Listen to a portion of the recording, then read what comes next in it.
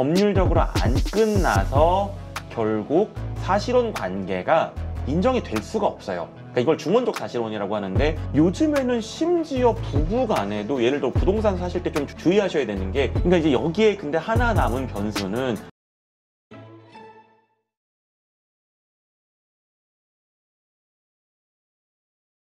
오늘 모신 분은 배태준 변호사입니다. 어서 오세요. 안녕하세요. 네. 배태준입니다. 또 이렇게 뵌 게 우리 그 SK 관련한 최태원 회장 그 여러 가지 법적 송사 이와 관련해서 또 갑작스러운 또 상황이 발생이 됐어요. 네. 별거 아닌 것 같기도 한데 이렇게 돌아가는 상황을 보니까 이것도 좀 문제가 되는 요지가 있어서 이러한 것들을 통해서 우리가 좀 그 법적인 지식도 좀 배울 수 있을 것 같고, 그 다음에 SK 향후 여러 가지 좀 생각해 볼 수 있는 여지가 있을 것 같아서 모셨는데, 일단 위자료로 20억 법원에서 판결이 났잖아요. 그런데 며칠 안 돼서 김희영 씨 측 쪽에서 20억을 딱 노소영 관장한테 보냈어요. 네, 정확히는 20억과 그 이자, 지연이자가 있거든요. 아, 지연이자까지? 네, 그 지연이자까지 정말 날짜까지 딱 맞춰가지고 정확히 뭐 21억 3천 얼마 뭐라고 하는데, 진짜 딱 그 금액을 정확하게 이렇게 되게 속전속결로 입금을 했고요. 이제 입금하고 나서 뭐 이제 뭐 해외 출장을 간다라고 하면서 이제 대리인이 성명을 발표를 했는데, 그렇게 해서 결국 판결 원리금을 직접 이체를 했다. 그리고 그 사실을 노관장 측에 전달을 했다. 라는 이제 그런 성명들을 발표를 하면서 뭔가 우리는 할 일 다 했다. 라는 이제 그런 액션을 취하려는 게 있고, 또 이제 뭐 그때 이제 이거에 대한 뭐 이제 노관장 측의 반응이 있고 지금 그런 상황인 거죠. 그런데 일단 첫 번째 이것이 그 최태원 회장과 공동으로 내게끔 판결이 나렸잖아요. 그러면 각각 10억씩 해가지고 20억을 만들어서 내야 되는데 그거 아닌가? 그냥 한쪽이 그냥 20억을 다 내도 되는 건가요? 그러니까 이 책임이 법적으로 좀 풀어보면 이건 이제 불법 행위. 그러니까 이제 결국에는 가정을 해쳤다. 그러니까 불법을 했다. 뭐 이제 이런 불법 행위로 인한 이제 손해배상인 거고요. 근데 불법 행위로 인한 손해배상을 두 명이 공동으로 했다라는 거죠. 이제 최태원 회장과 이제 그 김희영 이사장이 공동으로 지금 불법 행위를 해서 노소영 관장한테 피해를 끼쳤다라는 거기 때문에, 이랬을 때는 법률적으로는 부진정 연대 채무라고 합니다. 그게 뭐냐면, 그러니까 두 명의 이 채무액이 있었을 때 그 통 20억을 한 명이 갚아도 그 부담분만큼 상대방 것도 이제 제해주는, 그러니까 사실상 뭐 부담분은 50대 50일 것 같고, 그렇기 때문에 20억을 변제를 10억씩 나눠서 한 게 아니라, 그러니까 원래는 노관장도 20억을 둘 중에 아무한테나 청구를 할 수 있는 거고요. 그리고 둘 중에 한 명이 이렇게 변제를 하면 그걸 뭐 부담분으로 나누는 건데, 근데 어쨌든 20억을 다 변제를 했잖아요. 그러니까 100%를 다 했기 때문에 최태원 회장 것도 그만큼 다 까지는 거죠. 이것이 뭐 그 최태원 회장이 내야 될 돈을 내가 내줬다, 이것이 또 증여라든가 여러 가지 퍼질 만한 이슈는 아니다. 그러니까 뭐 그런 증여의 개념에서, 그러니까 돈의 출처를 가지고 뭐 문제를 삼고 이런 건 변론으로 하더라도, 그 김희영 이사장이 20억을 낸 것 자체가 뭐 법적으로 이상한 거다라고 하기에는 조금 무리가 있는 것 같아요. 그런데 지금 말씀하신 대로 또 돈의 출처에 대해서 의문을 갖는 분들이 있어요. 김희영 이사장이 그럴 만한 돈이 어디 있느냐. 결국 이거는 뭐 언론에서 보니까 200 몇십억 최태원 회장이 그동안 지원한 경제적 지원이 경제적 지원을 했죠. 거기서 나온 거 아니냐. 그러니까 이제 뭐 이제 좀 이 상황 자체가 미운 거죠. 미워하는 분들 입장에서는 괘씸하니까 그럼 그 돈은 증여세를 낸 거야? 뭐 상속세를 낸 거야? 뭐 여러 가지 뭐 이슈들이 나와요. 문제될 요지는 없나요? 그러니까 이게 조금 법적으로 뭐 재미가 없더라도 법적으로 한번 풀어보면, 결국 지금 그 김희영 이사장의 가장 오랫동안 직함은 그 TNC 재단 이사장인데, 사실 재단 이사장은 원칙적으로 무보수고요. 본인도 7년간 무보수를 일을 했다라고 밝혔거든요. 결국 그러면 재단에서 보수를 받은 건 아니면 그 돈이 어디서 났냐? 라는 걸 거고, 사실 법률적 부분은 부양 의무가 있어요. 그리고 법률적 의무가 부부가 지는 채권이나 채무는 뭐 예외는 있지만 어느 정도 공동으로 하는 그런 게 있기 때문에, 이 둘이 법률적 부부다라고 하면 예를 들어 판결이 나왔을 때 그거를 뭐 부부 중에 한 명이 다 하는 게 뭐 이상하진 않죠. 뭐 부동산을 살 때도 그렇고, 뭐 예를 들어 와이프가 무슨 운전면허 딱지가 나와도 남편이 대신 내주고 뭐 이런 경우 많잖아요. 근데 지금 여기서 문제 삼는 부분의 키는, 이 둘은 아직 법률적 부부가 아닌데, 왜냐하면 이혼이 아직 안 끝났거든요. 그냥 이게 법률적으로 판결이 확정이 되고 이혼이 돼야지 혼인신고가 가능하거든요. 할지 말지 나중을 하더라도. 그럼 법률적 부부가 아니고 부양 의무도 없고 아직은 채권 채무도 공동으로 지는 그런 게 명확하지 않은데 이 돈을 어디서 났겠냐 라면서 뭐 증여세냐 뭐 이거 세무조사 뭐 그다음 지금 노관장 측에서 막 말이 나오는데 근데 이게 뭐 사실 카더라나 심증인데 이걸 뭐 그렇다고 또 국세청이 와서 이걸 뭐 들여다 볼 것도 아니고 뭐 그냥 약간 이런 거에 대한 뭐 이제 그런 감정적인 그런 찌꺼기가 아닐까라는 생각을 합니다. 근데 실제로 국세청에서 이게 이제 불거졌잖아요. 네네네. 뭐 이 돈의 출처라든가 아니면 그 지원했던 200 수십억에 네네네. 해당하는 그 돈에 과연 적법하게 세금 처리가 되면서 넘어갔느냐에 대해서 조사할 가능성은 없을까요? 지난번에 박세리 선수가 네네. 아버지 빚을 대신 갚아줬다 뭐 이런 기자회견하면서 그냥 참 안타깝다 이런 생각만 했는데 나중에 나온 얘기 보니까 그 갚아준 것이 뭐냐 증여냐 뭐 그쵸, 해서 그 세금은 그쵸. 내냐 예, 예. 복잡해지더라고. 근데 요즘에는 심지어 부부 간에도 예를 들어 부동산 사실 때 좀 주의하셔야 되는 게 예를 들어 처음에는 뭐 남자든 여자든 지분이 100% 있다가 나중에 좀 부부 사이가 오래되면 50대 50으로 지분을 섞는다든지 하잖아요. 요즘에는 국세청이 그런 것도 증여로 볼 수 있는 여지가 이제 보는 경우들이 있고 왜냐하면 우리나라 부동산 값이 너무 많이 올랐고 부동산이 지금 다들 너무 예민하기 때문에 그런 것들도 보는 마당이어서 결국에는 부부 간에도 부양 의무를 넘는 금전적 거래는 증여냐 아니면 다른 급부가 있냐를 보게 되는데 이 둘은 심지어 지금 법률적 부부도 아니고 소위 말하는 국민적 어떻게 보면 이 표현이 좀 부적절한데 밉상일 수 있는 이제 그런 거잖아요. 그렇죠. 그렇기 때문에 이거를 정말로 만약에 마음 먹고 보면 어떠한 반대급부가 없이 그런 생활비 지원, 경제적 지원이 왔다. 예, 그렇게 하면 그건 이제 증여세 추징이 되는 거고 아니면 엄밀히 말하면 지금 그 아이, 이제 혼외자가 있는데 아이는 뭐 이제 최태원 회장 밑으로 이제 입적이 됐다. 라고 하면 아이에 대해서는 부양 의무가 발생을 해요. 아이는 법률적으로 혼외자지만 친자니까. 근데 그러면 그 부양료 수준에서만 줘야 되는데 여기서 말하는 뭐 몇백억 이제 부양료라고 하기엔 너무 큰 돈인 거고 사실 이번에 20억을 한 방에 박은 것도 일반인의 법감정에서는 좀 큰 돈이잖아요. 그렇죠. 아유 일반인만이 아니라 웬만한 부자들도 큰 돈이지 그건. 그렇죠. 그러니까 이거는 그냥 마음 먹고 그냥 넣은 거예요. 아예 이렇게 판결이 나면 한 방에 그냥 넣겠다고 해서 그냥 모아놓은 거에 가깝거든요. 그러니까 이거는 국세청이 보면 이제 문제는 되는데 그러면 정말 이 전장이 계속 확전되는 거고 결국 어떻게 보면 지금 이 전장의 가장 큰 한 축에는 최태원 회장이 있고 이제 노소영 관장인데 이걸 하라고 이제 계속 여론전을 또 할 수도 있는 거죠. 근데 지난번 박세리 선수 때도 보니까 당사자들은 그러니까 국세청이라든가 이런 데서 뭔가 가는 게 아니라 그 시민단체가 됐든 아니면 어떤 특정인들이 대신 고소를 하더라고. 이것도 그렇게 고소가 가능한 거예요? 그러니까 법률적 고발. 용어는 고발에 가깝게 고발. 뭐 고발이든 민원이든 한데 고발은 그러니까 법 위반 혐의가 있으면 대한민국 국민 누구나 할 수 있습니다. 아, 그럼 보면 박세리 선수 때도 그랬듯이 여기서도 누군가가 또 그렇게 고발한다 그러면 그때 가서 조사할 수 있다. 그쵸. 근데 이제 고소보다는 조금 약한 게 고소는 그 사건 결과를 고소인한테 반드시 통지를 해줘야 되고 어쨌든 고소인이 기본적으로 이해관계인인데 고발은 이해관계인은 아니기 때문에 사실 그 조사하는 기관에 조금의 재량은 있어요. 근데 어떻게 보면 하든 안 하든. 네, 그러니까 결국 여론이 중요한데 막 여론에서 계속 이거 왜 조사 안 해?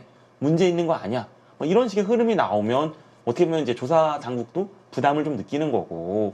근데 그게 아니라 여론을 빨리 잠재우면 어떻게 보면 사실 저는 김용 이사장 쪽에서 이번에 돈을 넣은 것도 좀 동정 여론을 만든다든지 빨리 여론을 가라앉히고 싶었겠지. 예, 이거의 확산을 막는 게 주목적일 것 같긴 하거든요. 그러니까 왜 돈 안 줘 보다는 나 돈 다 줬어 라고 하는 게 그게 더 낫다고 생각해서 그런 전략적 판단이 아닐까라는 생각을 해봅니다. 근데 노소영 관장 측에서는 이게 일단 되게 불쾌하게 받아들인 것 같아요. 그쵸. 일단 뭐 불쾌할 수 있을 것 같은데 네네. 근데 그 이유 중에 하나로 내 계좌는 어떻게 알았지? 이거를 문제 삼고 나오는데 이게 과연 문제가 되는 요소입니까? 그러니까 이제 그 대리인의 얘기는 이 계좌 정보는 개인정보 내지 금융정보에 해당하는데 이 정보를 어떻게 임의로 취득했는지 그 취득 경위를 밝혀라 라고 이야기를 했고 거기에 대해서 이제 김용 이사장 쪽에서는 이 계좌 번호는 그 최태원 회장이 생활비를 보내던 노소영 과장의 생활비를 보내던 계좌고 그 계좌 번호가 그 1심, 2심 그 이혼 결정문에 나온다 라는 이제 그런 입장인데요. 그러니까 뭐 계좌 번호가 금융정보나 개인정보에 해당하냐 여기까지는 맞죠. 여기까지는 맞는데 그러면 이 계좌번호를 알고서 돈을 보낸 게 뭐 바로 무슨 개인정보보호법이나 무슨 금융정보 관련된 법 위반이냐 라는 거는 사실 좀 간단하지는 않아요. 왜냐하면 그거는 그렇게 되면 이 김희영 이사장 쪽의 문제라기보다는 관리 책임의 문제거든요. 그러니까 개인정보는 기본적으로 우리가 개인정보를 굉장히 많은 기관에 넘기잖아요. 뭐 통신사에도 넘기고 금융사에도 넘기고 저희 인터넷 가입할 때도 개인정보 되게 많이 넣잖아요. 예, 그럼 그 개인정보를 기본적으로 관리해주는 사람이 책임인데 그럼 여기서 관리자가 누구냐라고 하면 법원 뭐 이런 건데 그럼 법원이 개인정보를 관리를 잘못해서 이게 유출된 거냐? 간단하지 않은 문제고 예, 예. 그러니까 이거를 그래 무슨 이게 무슨 그럼 금융기관이 관리를 잘못한 거냐? 소송 기록에 나와 있는 건데 어떡하란 말이야. 이런 거기 때문에 이게 그렇게 되면 좀 책임 소재가 복잡해지거든요. 그리고 어떻게 보면 지금 노소영 관장 입장에서도 사법부랑 지금 가장 큰 지금 판단을 받아야 되는 지금 그 이혼 3심이 남아 있는데 그렇죠. 전장을 확전시키고 싶지는 않을 겁니다. 그래서 그냥 이 정도 선에서 그냥 얘기가 마무리되지 않을까라는 생각이 들어요. 네. 자, 일단 그렇다면 위자료 소송은 지금 뭐 불쾌하다 뭐 이러한 반응이 나오면서 되게 지금 여론이 좀 시끄럽긴 한데 어쨌건 이걸로 그냥 마무리가 될 것이다. 이렇게 이해를 하면 될까요? 그러니까 이제 여기에 근데 하나 남은 변수는 그러면 노소영 관장 측에서 항소를 할 것이냐. 그러니까 이게 왜냐하면 지금 엄밀히 말하면 지금 여론상으로는 다 노소영 관장이 이겼다라고 하지만 각자의 청구를 보면 노소영 관장은 30억을 불렀거든요. 근데 30억 중에 20억만 인정이 된 거기 때문에 법률적으로는 일부 인용입니다. 그러니까 일부 인용이어서 노소영 관장도 항소를 할 수 있어요. 그러니까 항소는 둘 다 할 수 있는 건데 일단은 사건을 빨리 무마시키고 싶은 이제 김영 이사장 쪽에서는 바로 항소 포기서 내고 바로 21억 3천을 입금을 하고 우리는 이제 끝났어요. 라는 건데 아직 노 관장 측에서는 항소를 하겠다 말겠다 반응이 안 나왔죠. 그냥 이건 불쾌하다. 네가 뭔데 왜 아무 얘기도 안 하시고 돈을 이따위로 넣냐? 돈만 주면 다냐? 라고 지금 여론전을 하고 있는데 항소를 할지 말지 지금 되게 전략적 판단을 해야 되는 거예요. 그러니까 이제 항소를 하게 됐을 때는 노관장 측만 항소를 하는 거기 때문에 20억보다 밑으로 내려가진 않습니다. 네. 그게 이제 법적으로 불이익 변경 금지거든요. 항소를 나만 했는데 더 내려가는 건 안 된다라는 건데 또 반대로 말하면 그때 말씀드렸듯이 이 위자료가 이례적으로 높잖아요, 지금. 그렇죠. 보통은 한 3천만 원이라고 그러셨죠. 예, 그러니까 뭐 사망사고도 1, 2억인데 이게 결국 재벌의 몸값은 그렇게 비싸냐? 뭐 이런 거잖아요. 네. 그러다 보니까 20억보다 더 높아질 가능성은 사실 낮은데 그럼 항소를 한다라고 하면 여론이 어떻게 움직일 거냐. 여론이 여전히 이것들을 계속 기사화할 때마다 최태원 회장, 김영 이사장이 나쁜 사람이냐 라는 쪽으로 여론이 움직일 거냐. 반대로 혹시라도 김영 이사장에 대한 동정 여론이 나와서 20억도 다 주고 사과도 하고 이렇게 엎드리고 있는데 여기다 대고 돈 더 달라고 아각대는 게 너무한 거 아니냐. 그러니까 여론이 어떻게 움직일 거냐 또는 사법부는 어떻게 반응할 거냐 그거에 대해서 굉장히 지금 전략적 고민을 많이 할 수밖에 없는 거고 그 전략적 고민의 결과가 노소영 관장의 이제 그런 이제 공식 뭐 대리인이든 공식 발표와 함께 항소를 할 거냐 말 거냐 로 나오지 않을까 싶습니다. 네. 근데 지금 말씀 듣다 보면은 아니 약간 좀 궁금한 게 재판부가 여론을 신경 쓰나요? 그러니까 무슨 얘기냐면 그러니까 재판부는 그냥 법리에 의해서 그냥 공정하게 그냥 법적인 어떤 근거만 잘 따져서 판결을 내리는 거 아닌가 싶은데 여론이 이렇게 움직인다 저렇게 움직인다에 따라서 약간 그 판결에 변화가 줄 수도 있는 건가요? 뭐 이거는 제가 판사가 아니기 때문에 제가 뭐 맞다 틀리다라고 말할 수는 없는데 그냥 뭐 판사 지인들 뭐 그냥 이제 뭐 그런 비공식적인 얘기들을 들어보면 사실 좀 부담스러워하는 것 같긴 해요. 그래서 자기 사건이 어쨌든 여론을 좀 덜 타야 조금 차분하게 좀 사건도 보고 그러는데 왜냐하면 요즘에는 막 그 판사 예를 들어 중요한 뭐 특히 뭐 이런 뭐 경제나 정치적으로 민감한 사건들은 누가 재판을 했는지 인적 사항 뭐 학교 이력, 뭐 SNS 정보 이런 것들이 각종 그런 SNS 방을 통해서 다 돌고 뭐 SNS 테러는 뭐 너무 일반화됐고 뭐 법원 앞에서 막 그런 시위하는 경우도 많고 집에 찾아가는 경우도 있고 그다음 뭐 예전에 석궁 테러도 한번 있었어요. 우리나라. 맞아요. 판사한테 불만이 있어서. 예, 예, 예. 사실 그렇게 됐을 때는 그러니까 그 석궁 테러는 당연히 너무 잘못됐죠. 그래도 아무리 뭐 재판에 불만이 있다고 판사를 물리적으로 공격하는 거는 말이 안 되는데 그런 것들이 있다 보니까 이런저런 그냥 무의식적인 부담은 있고 그래서 자기 사건이 정말 최대한 조용히 가기를 원하고 반대로 이 사건의 당사자 또는 뭐 시민단체, 이해관계자들은 계속 여론전을 또 하는 거거든요. 네. 그러니까 무의식적인 영향은 전혀 없다고 말하기 좀 없지 않을까 그런 생각은 들어요. 네. 그런데 또 하나 궁금한 게 아까도 말씀하셨듯이 사실혼 관계, 그러니까 동거를 하면서 사실혼 관계라고 볼 수 있음에도 불구하고 내가 아직 법적으로 그 호적이 정리가 되지 않았다면 그거는 사실혼으로 인정 안 해주나요? 법적으로? 사실혼도 보호를 받습니다. 이게 두 단계예요. 사실혼도 보호를 받아요. 그래가지고 그러니까 뭐 동거도 하고 외관상 부부이고 뭐 특히 뭐 자녀가 있다라고 해서 뭐 같이 키우고 그랬을 때는 사실혼도 보호를 받기 때문에 사실혼 관계에서 그게 뭐 누구의 귀책 사유로 파탄이 났다라고 하면 손해배상도 할 수 있고요.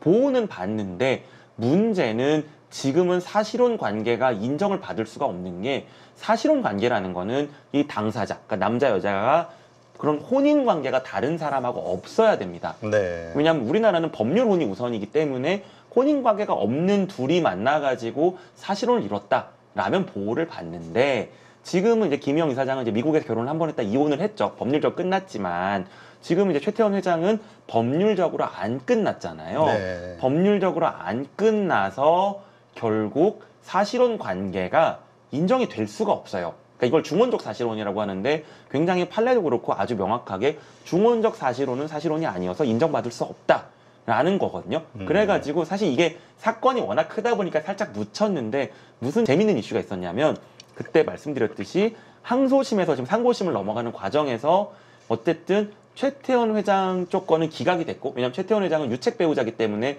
최태원 회장의 이혼 청구는 기각이 됐고 그다음 노소영 관장 쪽에 이혼 청구랑 그 뭐 위자료랑 재산 분할, 그러니까 이혼도 인정되고 위자료랑 재산 분할 상당 부분 인정이 된 거잖아요. 이제 그러고 상고심을 갔는데 최태원 회장 쪽에서 무엇을 신청을 했냐면 이 이혼 부분에 대해서만 확정 증명원을 내달라. 이게 무슨 말이냐면 어쨌든 이혼은 쌍방이 원하는 거기 때문에 이혼은 확정. 아, 나머지 배상 문제만 네, 법적으로 가자. 그러니까 나머지, 그러니까 우리도 이혼을 다투겠다라는 건 아니니 이혼 오케이. 그러니까 재산 분할과 뭐 위자료와 이런 것만 다투도록 해달라. 사법부의 판단 범위를 줄여달라. 라는 신청을 했어요. 이 얘기가 뭐냐면 여기서 혹시라도 대법원이 일부 확정 증명원을 끊어주면 그럼 이혼은 확정이 된 겁니다. 네. 그럼 그 이후에 예를 들어 활동하는 것들, 그러니까 예를 들어 지금 그러니까 김영 이사장이라든지 그 다음에 최태원 회장이 지금 계속 활동을 더 할 거냐의 문제가 있잖아요. 그렇죠. 근데 이게 지금 이혼이 정리가 안 된 상태에서 활동하는 건 계속적 불법행위 여지가 있는데 이혼을 사법부가 이혼 부분은 확정이다 라고 끊어주면 이혼은 빠진 거기 때문에 그 둘이 활동을 해도 이혼한 다음인데 라는 거잖아요. 그럼 이제 정말로 구청에 이혼 신고를 해버릴 수도 있고 그랬는데 사법부가 거부했어요. 이혼 부분에 대해서 일부 확정은 못 끊어준다. 아, 그거는 이제 최태원 회장 측에서는 바라는 바지만 그쵸. 예, 그냥 사법부가 그건 못 나눈다. 이 사건은 토로 상고심에 올라간 거기 때문에 이혼 부분 일부에 대해서 확정 증명을 못 끊어준다 라고 한 거거든요. 그러니까 결국 이 둘의 행보가 여기에 얼마나 좀 더 얽매일지 이제 그런 부분이 있는 거예요. 왜냐하면 사법부가 너네 반성 안 했으니까 위자료 내 이런 거였잖아요. 네. 예. 그런데 그렇게 생각을 했을 때 네. 그렇다면 같이 내가 동거하면서 생활비를 준다든가 뭐 그 외 뭐 여러 가지가 생활비가 우리가 생각하는 생활비는 아니잖아요. 그 수준을 훨씬 넘겠죠. 그러니까 뭐 지금 언론에 네. 나온 것만 해도 뭐 재단에도 들어가긴 했지만 네, 네. 200 몇십억이라고 저도 본 것 같은데. 네. 근데 그거 아니더라도 한 달에 단돈 몇 억씩 1년에 몇 억씩이라도 준다는 것만 해도 이거 액수로 봐서 이거 어떻게 판정을 할까? 예. 고민이 되네요. 그러니까 그 일반인보다 너무 액수가 크니까 결국 사법부가 이번에 2심 판결할 때 그것도 고민을 한 게 그렇기 때문에 불법성이 좀 크다. 응? 그게 너무 일반인들의 볼 때는 좀 쉬쉬하는데 그렇게 노골적으로 지원을 해주고 그러니까 재산 분할에서도 그런 부분들이 좀 가미가 좀 된 것 같거든요. 그러니까 이제 결국 이제 최태원 회장 쪽에서는 이 사건이 빨리 좀 잠자고 조용히 끝나야 되는데 또 그렇게 되면 이제 활동을 하려면 또 활동비는 필요한 거고 지금 이제 그런 약간 좀 양날에 좀 지금 좀 검들이 좀 있죠. 네. 하여튼 복잡하네요. 이게 그러니까 문제시 되지 않고 서로 합의를 본다면 그냥 이렇게 끝날 수 있는 문제들도 그냥 하나하나 꼬투리를 잡기 시작한다면 진짜 끝없이 싸울 수밖에 없는 그쵸. 그런 그래서 이 소송을 잘못하면은 이 뭐 패가 망신한다 이런 얘기가 뭐 송사를 잘못하면 집안이 망하고. 네. 그렇지. 왜냐면 감정이 상하다 보면은 나중에 돈이 문제가 아니라 난 지고 싶지 않아. 상대가 꿇는 이 그 무릎 꿇는 걸 보고 싶어 이런 마음이 생기기 시작하면은 계속해서 꼬투리 잡을 수밖에 없을 것 같은데. 예, 그리고 좀 이혼 사건이 일반적인 민사랑 좀 다른 게 감정적인 부분에 대한 그 분노, 내 인생을 제가 망쳤어? 라는 게 지금 굉장히 심하기 때문에 결국 이게 좀 이성적으로 해결이 안 되는 부분들이 있고, 그러니까 진짜 뭐 20억을 넣어줬음에도 그냥 미운 거죠. 20억을 줬든 200억을 줬든 그냥 얘는 미운 거죠. 돈 받는 게 목적이 아니었던 거지. 그러니까 하나라도 더 공격을 하고 싶은 거예요. 그러니까 참 어렵습니다, 중간에 화해가. 네. 자, 이게 그 상고심에 미칠 영향 있을까요? 그러니까 지금 저 최태원 회장과 김희영 이사장의 목적은 명확한 것 같아요.